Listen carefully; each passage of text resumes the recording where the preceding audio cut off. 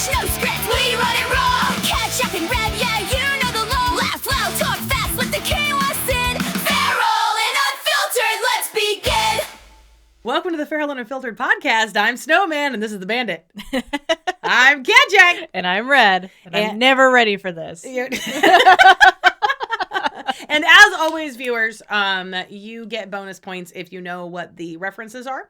That one was a pretty good one. I do want to know who you guys think is the better protagonist in the Smokey and the Bandit universe. Do you think it's Snowman or do you think it's the Bandit? And there is a right answer. Favorite movie. I know this for a fact. Can confirm.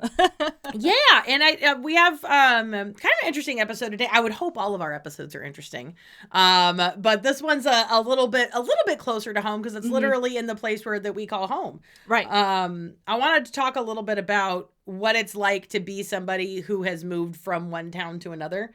And moving to a small town, and having parts of the community embrace you wholeheartedly, and then having other parts of the community just reject the notion that outsiders exist. Yeah, because that makes absolute sense. Yeah, because we're both not from here. No, we're not. We live in Forks, Washington. If this is your first episode watching us, I would love to know how you got here. If you're coming in at this point of the narrative, I'm genuinely curious and would love for you to tell us in the comments down below, like how you found us and why you're watching. And why you're watching. And we're glad that you're here and we welcome you here. But we live in Forks, Washington. And if you're already a Twilight fan, I'm told that you know what that is. And if you're not, you probably have no idea where Forks is. Most people don't. Officially, according to the Census Bureau, there's about 3,500 people who live here. That's in the a larger, small town. Very small. Small. More people live in Letterkenny than live in Forks. No kidding, right? That's the intro, Letterkenny, right? Yeah. There are 5,000 people and here are their problems. And here are their problems. Yeah. We've got 3,500. Such a great show. So everybody knows everybody here. And that's kind of an interesting dynamic when you move to a town where one of the very first things that happened to me when I first moved here, and similar things must have happened to you, where like people start noticing a new face. At the grocery store, and then they start asking you questions. No, see, that didn't happen for me. You got stopped at the grocery store. I got stopped outright, and somebody said, "What's your name?" And I said, "Catherine," because that's my name. And she goes, "No, who are your people?" And I was like, because I wasn't That's such an upfront question. So very aggressive. very PNW though. Like if you've ever heard there's words people? for it, like the Seattle freeze and stuff. People out here can be a bit brusque. Yeah. It's not a criticism. I think it's just an observation. It is. Yeah. I think the climate definitely impacts the people. For sure. 100%. And we've got 8 months of winter. Yeah. It's the rainiest place in the lower 48. So people are inside all the time. They're inside all the time. They're very insulated. And then when summer happens, they only see people that they already know. And so, what she meant was, what's your last name? Who are your family? And I was like, oh, yeah, I actually just moved here just a few weeks ago. Yeah. So you got stopped at the grocery store. I got strange looks at the bar. The local bar.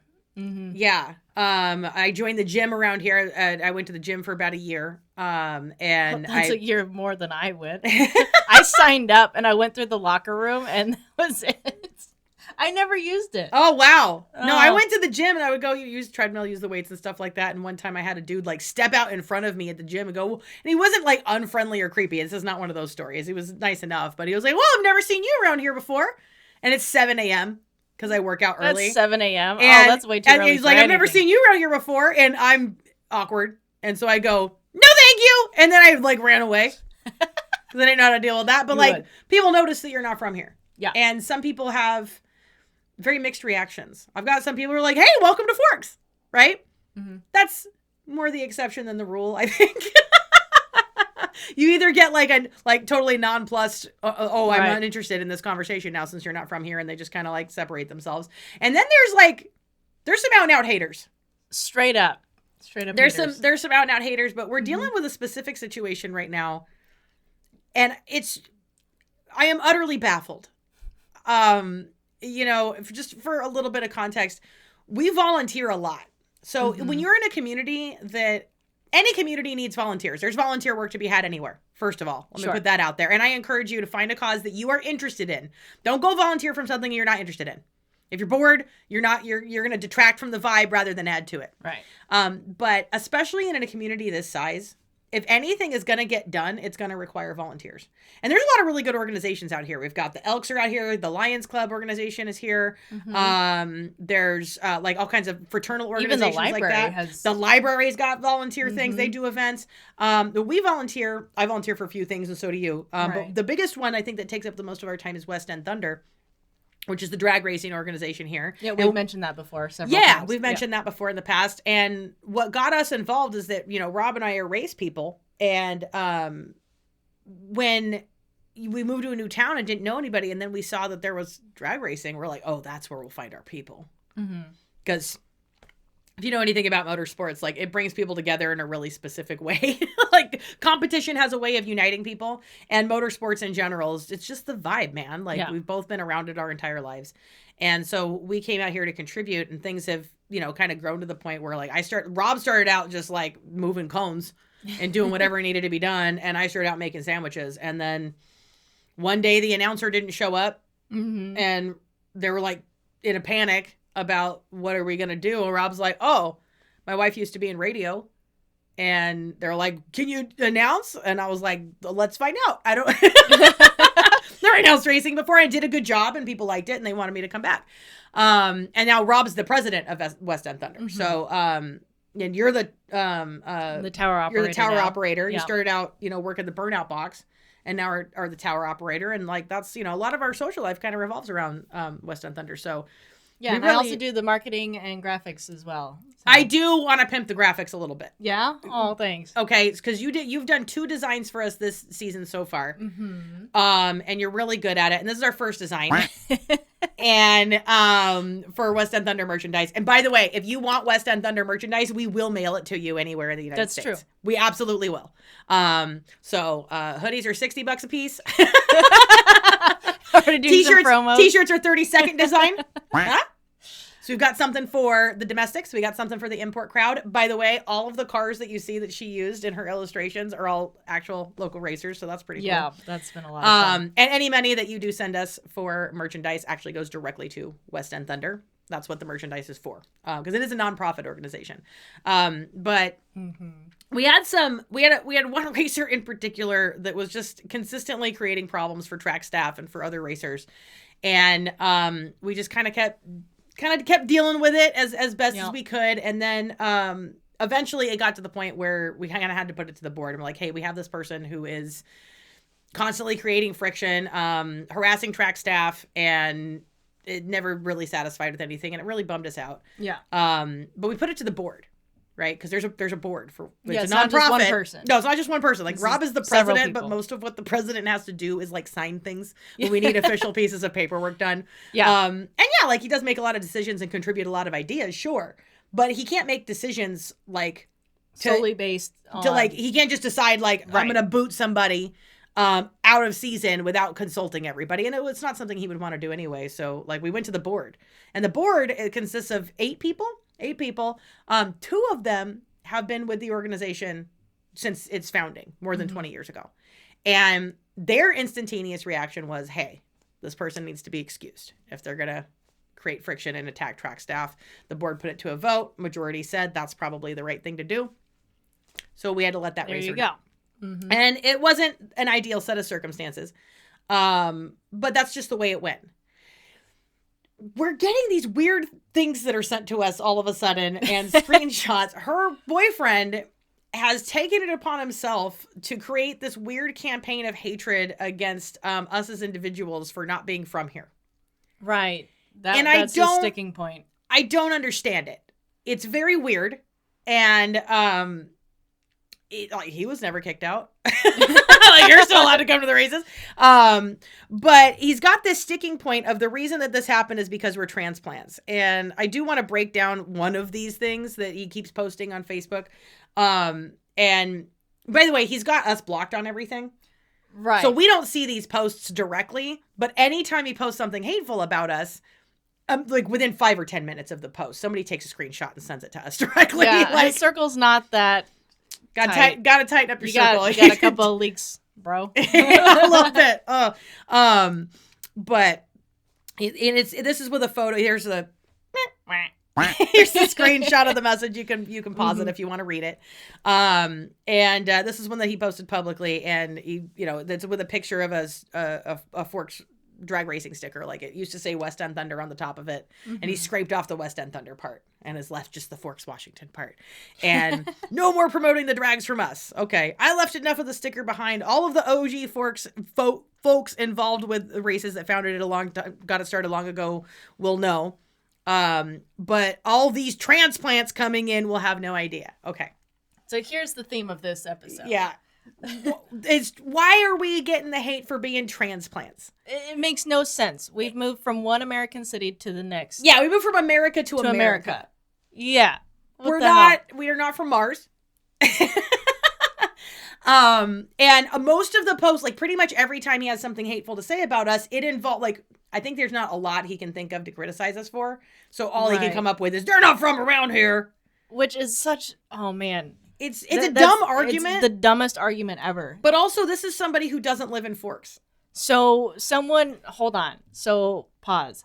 You're saying someone that doesn't live in Forks is trying to tell Forks who to keep and who to kick out? I think so. I don't actually know what his... That makes no sense. It doesn't. I don't actually know what his goal is. But it's very weird that he's decided that he is in charge of who is and who is not local to Forks when he himself does not live here. Like, it is an hour and 20-minute drive from his driveway to the racetrack here in town. Yeah. So he doesn't live in Forks, and he has never lived in Forks. We used to be friends. I actually really liked hanging out with a guy. And that kind of deteriorated. And that was a bummer. But, can't take that shit personal. That's just the way things go sometimes. But during the course of our friendship, actually did disclose that it was his fondest wish to one day live in Forks. That's how I know he's never lived here. Obviously spent a lot of time here in his youth, and so feels some kind of entitlement to the area. But to tell us that we are just transplants that are never going to be locals is very bizarre. So here's my local cred. Here's your local cred. We bought a house in Forks. So we're homeowners here, which means we pay property taxes in Forks. We volunteer in Forks for multiple organizations, not just West End Thunder. Rob is on the city planning commission. He's part of the local city government here in Forks, attends all the city council meetings, is involved with city planning decisions, coordinates with the city council. We volunteered for the Elks Easter egg hunt here in town. We've gotten West End Thunder involved with other charities where we also do like the pickleball competition. Yeah. I'm the announcer for West End Thunder. I am one of the auctioneers for the Forks Scholarship Auction, which is like really big event here in town. That was so much fun to go We spent the entire weekend. It's a 2-day event. We spent the entire weekend there. I spent $1,000 on items at that. I don't even know how much money Rob spent. And, that's on him, but I know it was a lot, because it was a cause we believed in. Yeah. And they had a lot of cool stuff, and it was a cool thing. So I was one of the auctioneers at that. Tough to get more local than that. Yeah, so you live here and you contribute. Yeah, and I've so much been asked to be the announcer for the Demolition Derby. Yeah. So this year coming up will be my 3rd year doing that. I organize, local trash cleanup stuff whenever I can. Would like to get more involved with that. I'm going to be teaching classes at the library this fall for adults who also want to learn how to work from home and make money in sales, so that I can... Oh, no, you're such a piece of shit, dude. That is something I'm really passionate about because I work remote. Yeah. There's not a lot of opportunity to make a lot of money within the city of Forks, which is a bummer. I'm not going to say that's for everybody, but there's only so many jobs. Yeah. And everybody needs a job. And there's the internet now, and I'm looking around thinking, man, if I could put, every year, what would another half dozen 6-figure incomes within my community do? Yeah. What would that do? What could that do to lift up the community at large? Mm-hmm. We have a very Forks first attitude in this household, and we're being criticized for not being locals by somebody who's not a local. Yeah. And he won't stop. Like, we weren't going to bring this up, guys, in the episode, but like, he just won't stop. This has been going on since January. We gave him 4 months to get over it, but he is super into Rob. Such a hard on for Rob. He's like, I don't know if he's got a crush on him or what the deal is, but we gave him months to get over it, and it's not stopping. So it's like, here's one of the other themes that I want to discuss today. If somebody is like shitting on you on a really regular basis and attacking you, We were all taught as children, like, if somebody's bullying you, just ignore them and it'll go away. Or they're just bullying you because they're jealous or whatever the stupid things they're were mean that we to you were because taught. they like you. Oh, God, yeah. God, that's an ugly one. Such an ugly one, yeah. But the idea that you're supposed to just kind of let it go, right? Yeah, You're like, or deal with it. this is somebody who's attacking us directly on a pretty regular basis. And one of the things he even said in here, this one is directly for you, Rob. But he's blocked Rob. But so you blocked Rob and then said it's directly for Rob. That is such a bitch move. It's a bitch move. That's a pussy move, bro. Yeah, it really is. And then he like, you shot yourself in the foot, bud, and this summer you're going to learn about it. I can't wait. What does that mean? So I've actually thought about that. And there's only two conclusions I can come to. One, you're making a threat. And you're like going to come to Forks and try to beat him up? Fight him? I don't know. My dad can beat up your dad. Things to say that will always start a fight. Guys want to fight? I don't know. I don't know that vibe. I don't know if it's that or if you're just like rooting for the event to fail just because your girlfriend got herself excused. Which I think is worse. It kind of is because it's a big event that is important to a lot of people. And you like, and I know, here's the thing. I know his feelings are hurt. The only reason for him to like go off this much is because he's sad. And I do have some empathy for that. He's got the big mad sads. He's got the big mad sads. He's got really big feelings. But like, you know, it's important to so many people. So if you can't go, you don't want anybody else to either. Yeah. That's like, how is that local support, values first? Yeah. How is that local support? So like, because you can't go, you don't want anybody else to. Like, I'm sorry your girlfriend won't let you go because she got kicked out. But like, maybe you've asked nicely. Like, I don't know. I don't know what to do for you. This wasn't the outcome anybody wanted, but I think it's really, I just think it's really weird. And when we've done a lot to try to improve it and to try to keep it alive, here's some things that you guys, you know, I mean, you might not understand like how much goes into something like this, but the amount of time and effort that are put into it by every member of this household to make sure that this particular event happens and that we continue to expand it and evolve it because make it better. Things have to grow and evolve in order to stay alive. They just do. Yep. You know, we've added a swap meet this year. We've added car shows. You know, there's a lot of work that goes into it. This is not just drag racing. We're bringing in a community and also involving more people who have never even thought about or have experience with drag racing or cars or that kind of culture. Yeah, and we want to make it more family friendly and bring more kids and my God, you want to bring family and friends and you just want to involve your community? You pieces of shit. Wow. Oh, you know, kid, you kind of are a piece of shit. Yeah, we're garbage. I'm the worst. But like bringing the scope back to this gatekeeping of local mentality, I do want to point out one other thing, and I think this is important. The idea that a person, anybody, can't move from one place to another place and make a home in that place in the United States is really ridiculous. That's a very silly idea. But also, let's talk a little bit about our situation. Rob isn't from anywhere because he's a military kid. Like, he's born on a Navy base in Virginia, has no memories that take place there. He's lived in Louisiana, a little bit of time in Florida, but most of his upbringing was in the Bangor submarine base over in Kitsap County, which is one county over. It's the next peninsula over from the Olympic Peninsula. Right. On the submarine base there, he's the son of a submarine sailor who served with distinction for over 20 years and is a military kid. And then ended up moving to Las Vegas because that's where his family moved when his dad ended his military career. And raised up a family there. We have separate medical issues that meant we could no longer live in the Mojave Desert. That's a story for another day. We've told in other episodes. But basically, my doctor told me, get out of the Mojave Desert. And and that was a long-standing issue. And then Rob's doctor also said, you can't be here either. Like, they said, go as far north and as far west as you can for your own health and survival. So we did. And boy, did we. We ended up way northwest. And we've been, much happier and healthier here. But where's a military kid supposed to go? Yeah.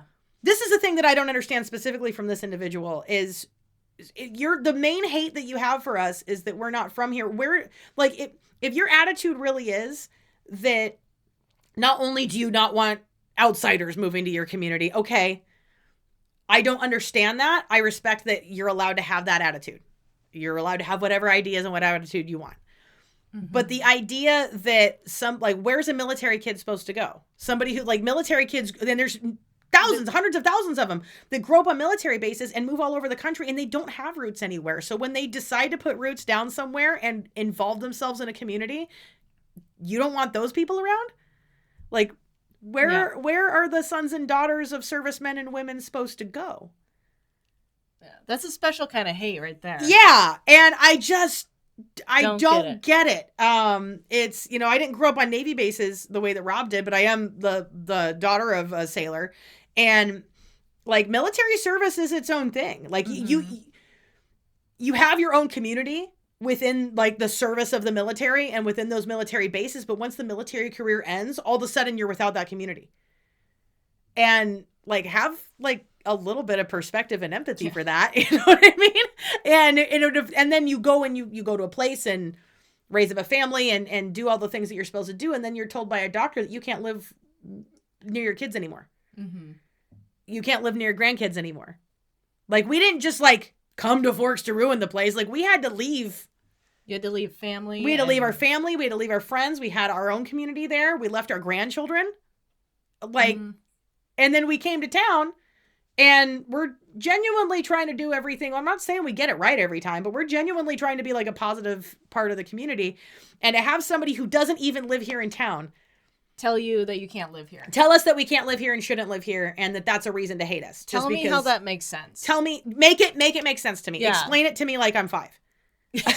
Please. I just really don't get it. So, and I'm also interested if anybody else in our audience has had these kind of experiences. Yeah. Special kind of haters in your life. Yeah, and I would encourage you, if there is a time and a place to ignore haters, sure. Like, we can't address every single one of them every time.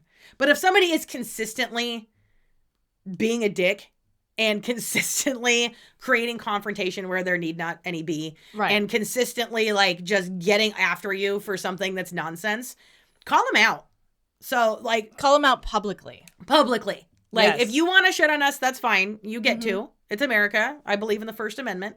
But you don't get to do it in a vacuum. This is the platform I happen to have. I'm not saying everybody needs to have a podcast.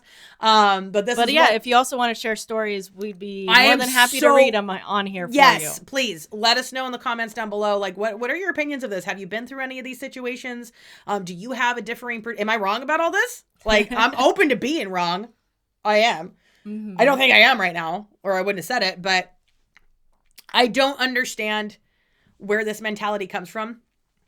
I don't understand somebody who's not a current or past member of Forks telling us that we are not good members of our community and not really locals. Yeah. I don't know what's more local than buying a house here, paying property taxes, and volunteering within the community and building a life here. Like, what's more, I'm more local than you. This is very true. I don't get it. So, I don't know. It's very weird. I think that you've probably gotten a little bit less of it because previous you were working at the RV park. The RV park, yeah. And so everybody that you were going to encounter were also not locals to the area. This is very true. I had rotating neighbors every day. So, yeah, we had no locals except for some of the people across the street. We that property got grandfathered in. Big, you're not interested. Mm-hmm. But we had locals involved on the same street, but yeah, most of everyone else was just from a lot of Germans. We got a lot of Swiss, a lot of people. We got a lot of international. Europeans love American national parks.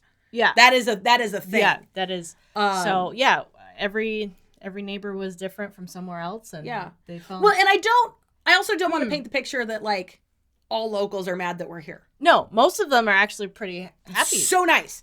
Yeah. We walk into the Tip and Sip, and there's literally mugs there with our names on it right now. By the way, when I walked in yesterday, I know you weren't there. I know. Our mugs were all lined up, and right in the middle it was Cat Jack and Red, and they're right next to each other. We were right next to each other. Right. Oh my god! They have to be right next to each other all the time. Right. They got to. And if they're not, I'm going to complain. You're going to go move them. Yeah. Yep. But like we have been widely accepted by a lot of them. Yeah. And that's been wonderful. It has been nice to be embraced by a community and to have like a handful of people, in particular this one guy who's just so mad. It just doesn't make any sense. And I don't know. My only theory is that he's kind of into Rob. Gay! I think, you know what, Al, if you have a crush on Rob, that is totally fine. We support that. We support that wholeheartedly. Can't spell homosexual without me. Please. You know where he lives. You know what he likes. He likes Hot Wheels and chips. Yeah. We're very inclusive around here. That was one of the other things in there. To fucking around with liberal track staff approved. Let's go. First of all, bad grammar. It doesn't make any sense. Also, inaccurate. Yeah. Like what? And the idea that like we have friction with anybody because of their political affiliation, and like, can you imagine the drag races if we were like, no, Republicans? There wouldn't be any drag races. Like, we don't care. Drag racing does not have a political affiliation. It does not. The car does not know your voter registration and does not care. Does not know your gender or pronouns. No, we don't give a shit. We not. We don't give a shit. If run what you brung, we want to see you race. We're here for that. We're here for the good vibes and the good times. And it's on a rare occasion you have to excuse somebody from your event. Yeah. If they're causing problems, and you look to the people around you. I mean, sometimes you have to eject somebody because they're violent. Like, that's rare. We've had that happen one time. Oh. No, see, that's necessary. That's necessary. And then in a moment like that, you can't wait for a board vote. But also you wouldn't have to if somebody's being violent, right? Sure. But makes it easier to kick someone out. Sure. And it's not what we want to have happen. We want people to show up and have a good time and everybody act right. But like the idea that it's because we're not from here. Yeah. I don't know, man. I don't get it. And the idea that military kids can't make a home somewhere is just absolutely abhorrent to me and really un-American. It is. No, it is. I don't think our favorite person ever had a hater. What do you think? No. You think not? I think it's time for our favorite reoccurring segment, though. Oh, yeah. No, yeah. Yeah. You know who's probably never had a hater and never freaking should? Hi, Brandy! Brandy is the most amazing human being ever, and I don't think anyone hates her. No, they shouldn't. And if anybody does, we'll beat you. We'll find you. Fuck up. Be nice to my sister. Yeah, no, that's true. That's true. You know what? I don't even want to say that. I bet she has had haters in the past because Brandy is a good person. And if you aren't accumulating at least a handful of haters, it's because you're not doing anything. But here's what I will tell you. Never accept advice or criticism from somebody who has a life that you don't want. Mm-hmm. And so I'm not going to accept this criticism from this individual because they have a life that I don't want. Yeah, no, I'm not jealous. No, at all. So sorry that we're not from here and that makes us bad people. I don't get it. I just don't. Yeah. But I am interested in other people's experiences with like weird reasons for hating on you. Yeah, weird reasons for hating on you. I think I would love that to be its own episode. If you've ever had somebody, like, we've touched on it briefly with that one lady. That would have to be an audience episode because that needs to be a very interaction. I would love some audience submissions for like weird reasons that people have hated on you in the past. Perfect time for an 8-second bit. Let's say that again. Yeah, so, I would really love some audience submissions for, like, tell me weird reasons people have hated on you in the past. I want weird hater stories. Go ahead and let us know about those in the comments down below. And go. Go. Right now. Right now. Do in the comments. In the comments. So, and just if you've got weird stories about small town life. That's true. Yeah. Small town is... There's been a couple of other things where I've had people hate on me a little bit for not being a churchgoer. Very church heavy community, which is fine. Small towns usually are. There's 3,500 people here and 13 churches. You told me that. It's 13. That's crazy. That's the number of like actual registered church organizations here in town. Wow. Yeah. It's nutty. Yeah, I live right around the corner from the biggest one in town, and they do all kind of cool stuff for the community. Like I'm just not a church person. That's all. No. Like I'm not against you wanting to go to church if you want to. Just don't invite me. Just yeah. Or like, thank you for the invite. Sure. I won't be coming, but like Yeah. we can have tacos after. That's fine. But like, yeah, weird reasons that people have hated on you. Weird small town stories. If you've got some weird small towns, got weird stories. They do. Yeah, and if you live in a small town and you don't already have a police scanner, get one. Oh my god, we have heard some silly stuff. Yeah. Oh I my love- God. It's I been love wild. like listening to a cop pull somebody over and be like, call over a license plate to dispatch, and then you hear like the silence of the cop walking up, and then be like, oh, it's so and so again. Hang on, I'm calling his mom. Like Yeah. I've heard that before. Like you're in so much like, no, arrest me. Don't call my mom. that or locals literally texting the cops for like as an Uber. That is also happening in town. Get yourself a police scanner. Some pretty Yeah. cute things that happen. Like, I did. Yeah. like locally. I was told the story by an individual that they just texted the one of our police chiefs over here, and they're like, yeah, you don't want to do paperwork, just come pick me up, I gotta go to the store. He's like, fine. That's how small towns work. It's so it's been funny. good, and it's one of the things that we moved here for was like small town vibe over Yeah. big city all day long. Like, yeah, I know that you love Forks and you wished you lived here. That's why we live here. Like, because we do miss out on several luxuries around here, but it's been working.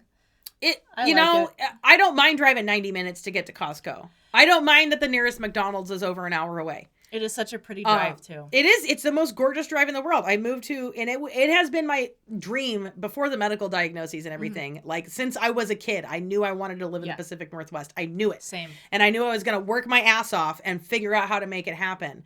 And I busted my ass for years to earn the resources that I needed to be able to buy my dream home in Forks. And I like worked hard. And I know this is super cheesy, but like to be a millennial who's actually like achieving part of the American dream, like I own a home as a millennial. Yeah. That I'm not a trust fund kid. I grew up crazy poor.